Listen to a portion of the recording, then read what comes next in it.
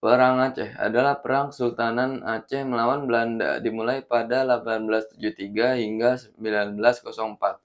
Sultan Aceh Muhammad Daud Shah menyerah pada Januari 1904. Akan tetapi perlawanan rakyat Aceh yang dipimpin oleh raja-raja feodal atau Ule Balang dan para ulama dengan perang gerilya masih berlangsung hingga 1914, dan perlawanan sporadis rakyat Aceh terus berlanjut hingga 1942.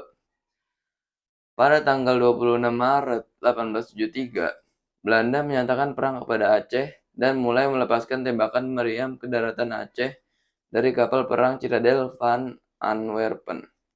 Pada 5 April 1873, Belanda mendarat di pantai Ceremen di bawah pimpinan Johan Herman Rudolf Kohler.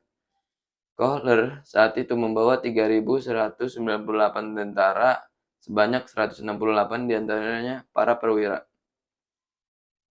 Perang Aceh Pertama pada tahun 1873 sampai 1874 dipimpin oleh Panglima Polim dan Sultan Mahmud Syah melawan Belanda yang dipimpin oleh Kohler.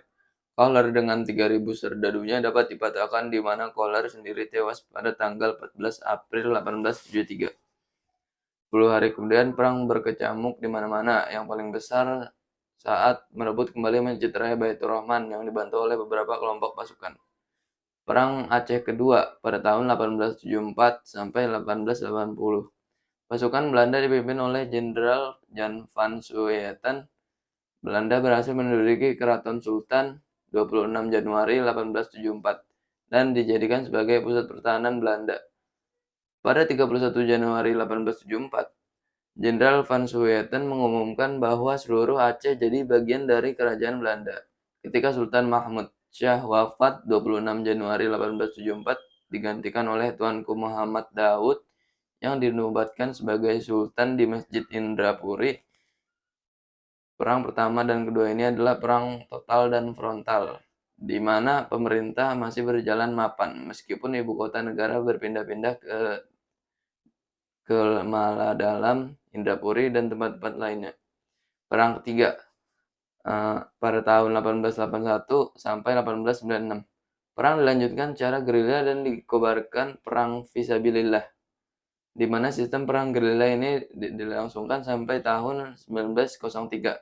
Di dalam perang gerilya ini, pasukan Aceh di bawah Teuku Umar bersama Panglima Polim dan Sultan pada tahun 1899 ketika terjadi serangan mendadak dari pihak Van der Dusen di Meulaboh. Teuku Umar gugur, tetapi Cut Nyak-Dien, istri Teuku Umar, kemudian tampil menjadi komandan perang gerilya. Perang keempat pada tahun 1896 sampai 1910 adalah perang gerilya kelompok dan perorangan dengan perlawanan penyerbuan, penghadangan, dan pembunuhan tanpa komando dari pusat pemerintah kesultanan. Tahun 1910 sampai 1915 akhir dari perang besar. Akan tetapi perlawanan sporadis rakyat Aceh masih berlanjut hingga 1942 di beberapa tempat yang dilakukan oleh sekelompok pejuang.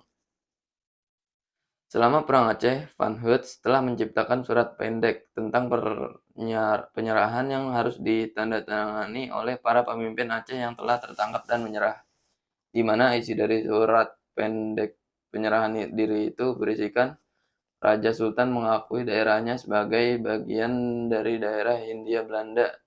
Raja berjanji tidak akan mengadakan hubungan dengan kekuasaan di luar negeri. Berjanji akan mematuhi seluruh perintah-perintah yang ditetapkan Belanda.